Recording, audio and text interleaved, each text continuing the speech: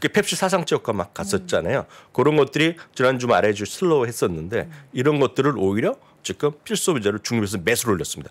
왜? 기본적으로 방어적으로 봐야 된다는 거가 이분의 시각입니다. 모건스탠리 시각이에요. 부동산은 매수해서 중립을 내렸습니다. 부동산은 9월에 많이 떨어졌다가 10월에 많이 반등했거든요. 10월에서 11월까지 이걸 다시 매수해서 중립으로 내렸고요. 기존에 유지하고 있던 비중 확대의 의견을 계속 유지하는 거가 헬스케어. 오늘 또 반등했죠. 헬스케어는 지금 전체 장 완전히 반대로 갑니다. 왜냐하면 헬스케어나 이런 것들이 지난주 목금 상대적으로 재미없었어요. 이런 것들이. 헬스케어, 유틸리티, 에너지 비중 확대는 그냥 매수라고 보시면 되고요. 비중 축소는 매도라고 이해하더라도 틀리지 않는 번역입니다. 똑같이 우리가 보는데요.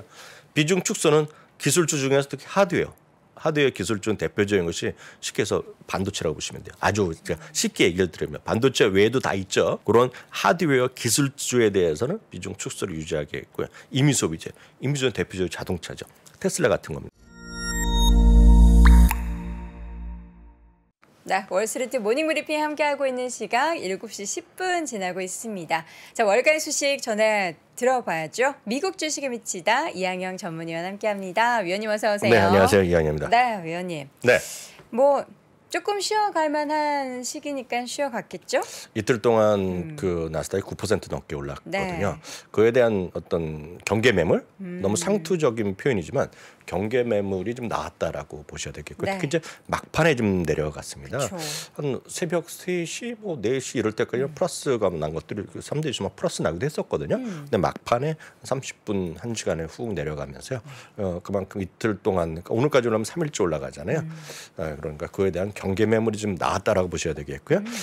아주 미미하지만 금리에 따라 지금 하락세가 약간 멈칫하는 정도. 그쵸. 그래서 반등 시도라고 제가 표현했는데요. 뭐 올라간 것이 아니라 하락이 진정됐다라는 정도 일단 보시면 좋을 것 같습니다. 바로 이 그림이 되겠는데요. 그 큰 움직임이 없잖아요.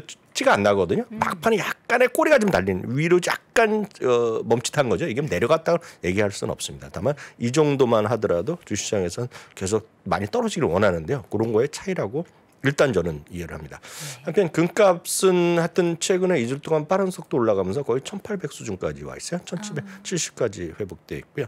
이건 어찌됐건 비트코인과 좀 반대되는 방향으로 최근에 좀 가고 있다라고 봅니다. 비트코인은 좀 보합 정도로 되는 것 같아요. 유가는 오늘 좀 하락했습니다. 유가는 좀 반등이 계속 될 줄 알았더니 오늘 또 유가는 또 좀 하락하는 그런 모습으로 그런 모습을 오늘 좀 마감됐다라고 보셔야 되겠습니다. 네. 앞서 일부 정리를 하셨겠지만 연준 인사들의 상반된 시각이 오늘 시장에 좀 그때마다 좀 흘러나오면서 좀 주가 좀 올라가기도 하고 내려가기도 그런 보시면 되겠습니다. 네. 늘 말씀드리지만 미국의 어떤 애널리스트도 마찬가지, 투자 전략가도 마찬가지, 연준 인사들, 연방은행 총재들이 다 제각각의 자신의 최신의 의견을 얘기할 뿐이니까요. 너무 민감하게 보실 필요 없어 보입니다. 다만 연준의 크리스토퍼 월러 이사는 아주 명확한 표현을 했습니다. Don't forget about us. 우리 잊지 말라는 얘기거든요. 그러니까 무슨 말이에요? 우리를 잊지 말라는 게? 기본적으로 인플레이션을 잡아야 된다는 거, 금리 인상 목표 이런 것들이 계속 진행될 거란 얘기죠. 그래서 매파적인 연준을 잊지 말라는 거예요? 매파적인 것보다는 연준의 기본적인 목표가 있지 역할. 않습니까? 예, 그렇죠. 우리의 역할이라고 보셔야 되겠는데요. 딱 이겁니다. 지금 금리 인상 완료까지 갈 길이 멀고 이렇게 보면 딱 직접 얘기는 했지만 사람들이 너무 지금 과도하게 너무 더 과도한 액션은 반응을 보이고 있다는 거죠. 주가 막 올라가고 그러니까 뭐 세상이 뭐 인플레이션 끝날 거라고 생각하고 있지만 한번 보여드렸다시피 7.7%에 지금 환호를 하고 있잖아요. 네.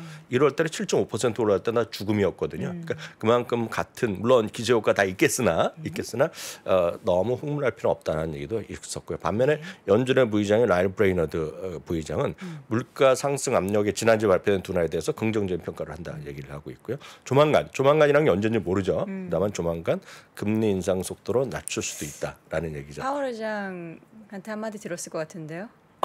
이런 식으로 얘기하면 내가 곤란해지지 이러면서. 모르죠. 이분이 네. 뭐 연준 의장 된다는 얘기가 또 많이 있었던 분이기 때문에 하여튼 모르겠습니다. 여돈의 거 말씀하시면 맞았겠죠. 그렇게 했겠죠. 조만간 금리 인상 속도 낮출 수 있다는 다분한 긍정적 얘기도 있었다라고 보셔야 되겠습니다. 특징주 바로 보고 오늘은 메인으로 들어가겠습니다. 네. 오늘 메인은 이겁니다. 앞서 이제 준비를 하다 보니 앞서 이제 대신증권에서는 문 의원님은 시장은 내년에 상당히 기본적으로 긍정적으로 보셨단 말이죠. 2분기 이후에 상당히 기대감 얘기했는데 네. 약간 다른 목소리가 있을 수 있다는 거 그거 잠깐 보여드리겠습니다. 물론 다양한 의견이 있습니다. 디즈니 0.7% 내려갔는데요. 비용 감소 방안을 이제 발표한다는 얘기하고 있고요. 실질 내부적으로 보면 임원들이나 이런 쪽에 인적 구조 조정에 대한 준비 이런 얘기를 한 것으로 알려지고 있습니다. 당연히 회사에서 확인한 적이 없죠. 회사가 어렵거나 경영이 좀 그러면 항상 사람이 그러잖아요. 경영을 너무 방만하게 하던 걸 좀 뭐 할 때 보면 이제 뭐 우리식으로 보면 뭐 100만 원 이상 있는 것은 사장까지 전결 받아 뭐 이런 느낌 있잖아요. 우리식으로 보면은요 딱 그런 느낌으로 이해하시면 될 것 같습니다. 디즈니 기본 요금 인상 소식도 있던데요. 기본 요금은 지난번에 인상했잖아요. 네. 예, 그리고 역시 디즈니도 또 안 올리고 그럼 디즈니도 그 저거 하죠. 광고 기반한 걸 이미 다 기반한다. 발표했었고요. 저는 어제 넷플릭스가 많이 올라가지고 넷플릭스는 최근에 많이 올랐죠. 넷플릭스가 어제도 오르더라고요. 3% 정도 올랐죠. 많이 올라갔는데요. 계속 보여드리겠습니다. 아마존이 1만 명 구조조정 임박이 있었고 어제도 이건 말씀드렸잖아요. 알렉사를 비롯한 구조조정 가능성 얘기했고요. 지난주에는 이제 그 테슬라가 강력 매수 리스트에서 제외한 증권사가 있었는데 이번에 아마존을 뱅크 오브 아메리카에서 강력 매수해서 리스트에서 제외했습니다. 좀 안타깝죠?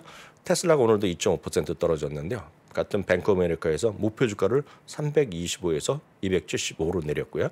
중립 의견도 재확인했고 내년도에도 공급망 이슈가 지속될 것이라는 경고를 했습니다. 네. 반면에 이번 주에 아마 최고의 관심주는 실적에선 엔비디아잖아요. 네. 그래서 목요일날 새벽으로 제가 알고 있는데요. 장우석 부장님 오시죠? 예, 그 엔비디아의 주주분들 약간 속상한 게 있습니다. 최근에요. 있을 수 있는 게 뭐냐면 AMD는 이번에 2분기 연속으로 PC 사업에 대한 부진을 경고를 계속했지만 데이터 센터에 대한 자신감을 필요로 하고 있단 말이죠. 근데 어찌됐건 베어드랑 UBS는 두 곳에서 투자 의견을 상향시켰습니다. 꽤 많이 올려놨어요. 65에서 100달러, 75에서 95달러 올려놨습니다. 엔비디아는 오늘 보면 0.2% 정도 하락했는데 일단 실적 앞두고 이제 약간 쉬고 있는 모습이 되겠고 실적 발표 이후에 또 반응을 봐야 되겠죠. 어찌됐든 결과를 보고 얘기가 또 나올 수 있을 것 같습니다. 여튼 오늘 뭐 비슷한 흐름인데요. AMD는 오늘 두 군데서 투자 의견을 올린 것이 오늘 나름 긍정적 평가를 받았다라고 보셔야 되겠고 바로 이겁니다. 넷플릭스가 되겠는데요. 지난주에 이제 그 사업을 시작했잖아요. 우리나라도 시작했을 텐데요. 광고 요금제. 네, 광고 요금제죠. JP 모건에선 바로 지난주에 첫 번째 초기에 그 사업 성과가 좋다라고 평가를 내렸어요. 어제 나와서 전해드렸었는데 오늘까지 이어지면서 넷플릭스가 3% 정도 반등했기 때문에 지금 넷플릭스는 이런 큰 주식 중에서는 6월 달에 저점을 하고 나서 안정적인 흐름을 보는 대표적인 주식입니다. 지금 대표 소위 IT 반개를 뭐 큰 의미에서 IT 성장 섹터 중에서 넷플릭스가 가장 안정적인 차근차근 반등 시도하는 대표적인 주식입니다. 그래서 넷플릭스는 이런 흐름을 보였다라고 보셔야 되겠고요. 그 사토리 펀드의 댄 나일스 유명한 분이죠. 어제랑 비슷한 얘기를 하는 분들이 분명히 있습니다. 11월에 CPI 발표가 12월 13일인데요. 그때까지는 랠리에 동참 가능할 수 있다. 그래서 어저께 일부에서 숏 스퀴즈가 이어질 수 있다라고 CT에서 얘기했지 않습니까? 그거랑 비슷한 논조라고 보셔야 되겠습니다. 반면에요. 일단 오늘 메인 주제는 이거가 되겠는데요.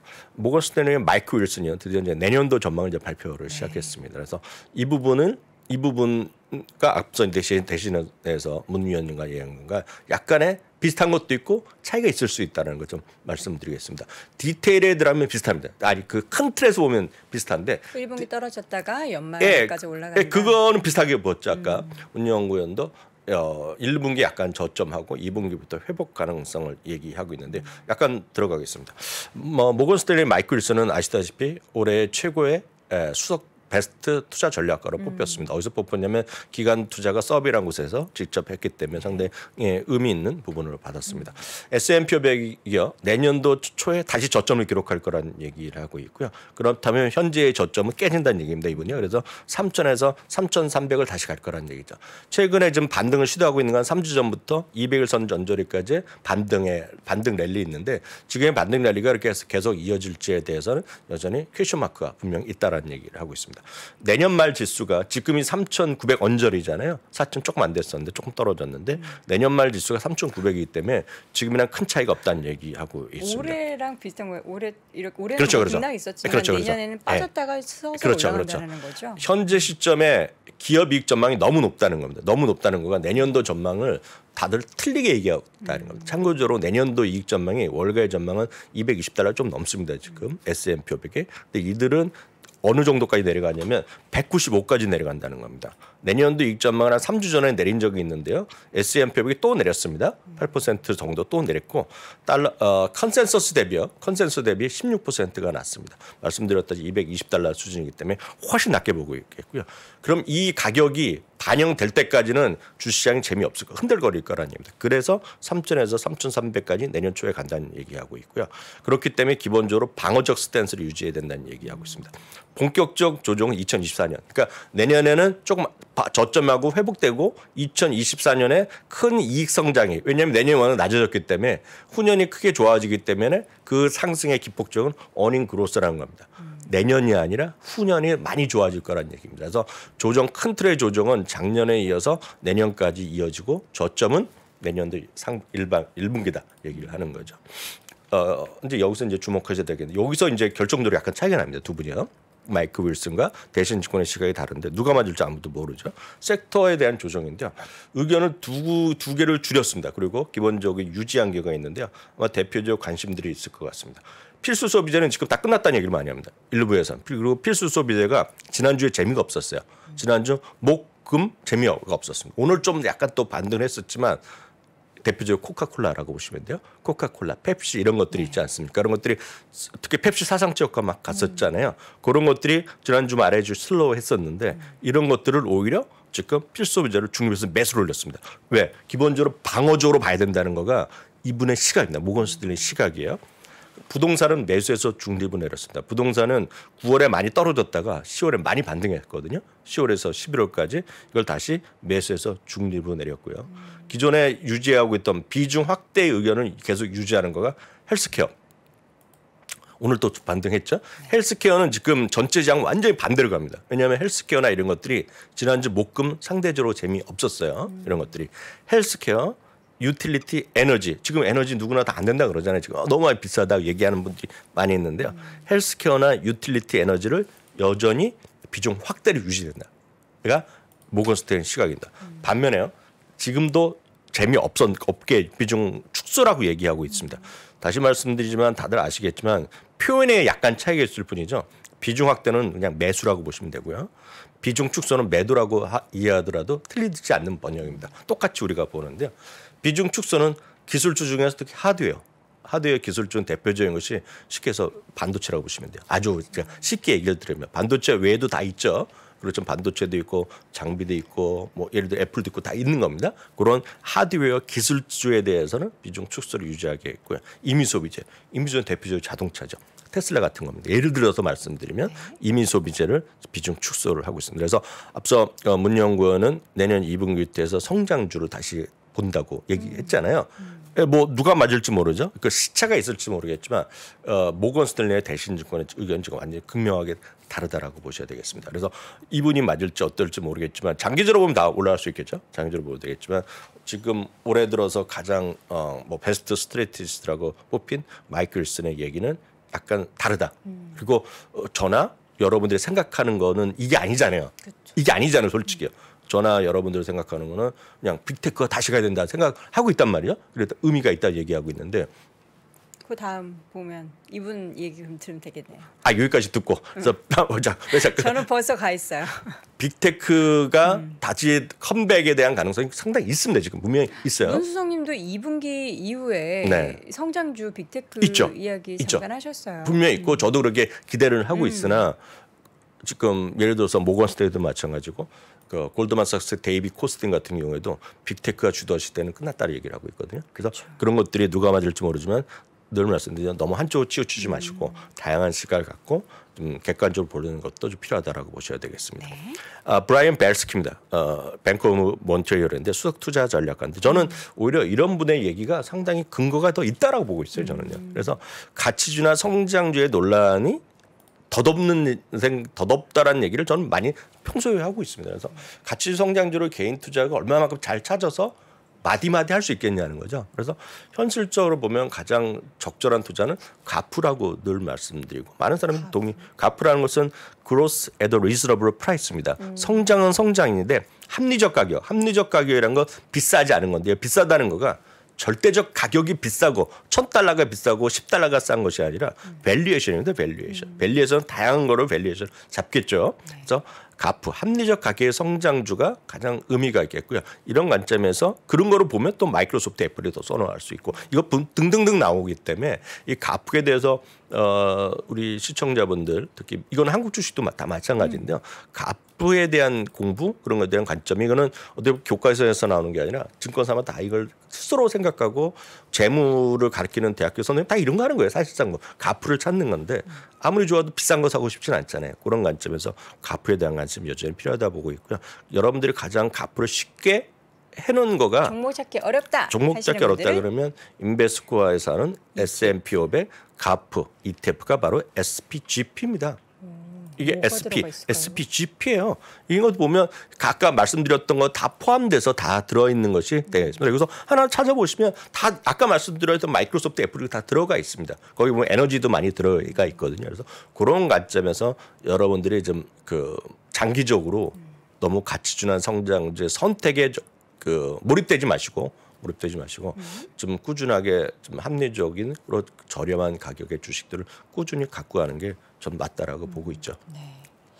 궁금해서 지금 가프 ETF 찾아보고 싶은데 티커가 가프가 SPGP입니다. SPGP요. SPGP. 네, SPGP가 들어가고요. 이게 S&P 500의 섹터별로 차이가 보면 딴 거 대비 그런 그 필수 소비재가 좀 더 들어가고요. 에너지가 조금 더 들어가는 것들이 약간 차이가 있습니다. 여기 S가 들어가 있어요.